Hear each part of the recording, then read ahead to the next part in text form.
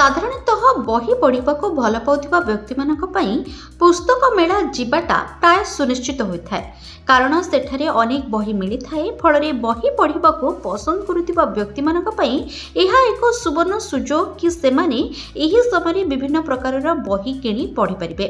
किंतु थरे भाबिले आपण बही किणिबाकू जाइछंती और बहीर दाम जदि 100,000 कि लक्ष रे नुहे कोटी कोटी टंका मिलुथिबो ताहाले आपणक अवस्था कौन हेबो?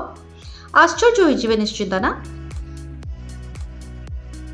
तेबे एभली गोटे कथा एबे लोकलोचन रे बेस प्रचार प्रसार होउछि 15 कोटी गोटे बही। हाँ आज्ञा, यह शुणी आपण आश्चर्य हेले भी कथाटी सत।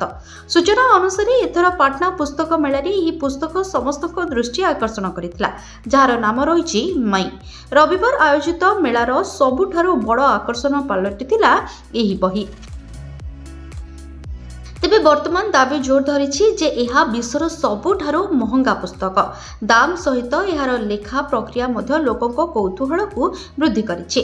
लेखक रत्नेश्वर कहिबा अनुसार से ब्रह्म मुहूर्त समय मात्र 3 घंटा 24 मिनिट रे एही 408 पृष्ठार पुस्तकटी लिखिथिले।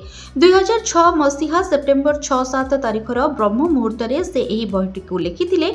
लिखिबा समय से ब्रह्मलोक यात्रा एवं आध्यात्मिक जागरण अनुभव करथिले जहाको से शब्द रे प्रकाश करथिले। पुस्तकटी रे मोट 43 अध्याय अछि एवं एहा मनुष्यर विश्वास करिबा ठारो जानिबा पर्यंत यात्रा उपरे केंद्रित बोली दाबी करिसंती लेखक।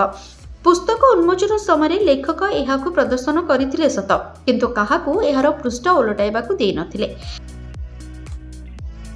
एठारे उपस्थित थिबा लोके एवं साहित्य प्रेमी मध्य अनेक आलोचना आरंभ कर देथिला। लोक माने जानिबाकू चाहुथिले जे 15 कोटी टंका मूल्यर ई पुस्तक रे कोन लेखा जायछि जहा एहाको एते अनन्य करिछि किंतु लेखक काहाकू देखिबाकू देइ नथिले। पुस्तकर लेखक रत्नेश्वर कहिसंती जे एही पुस्तक दुखर अंत एवं ईश्वर दर्शनर पथ व्याख्या करे।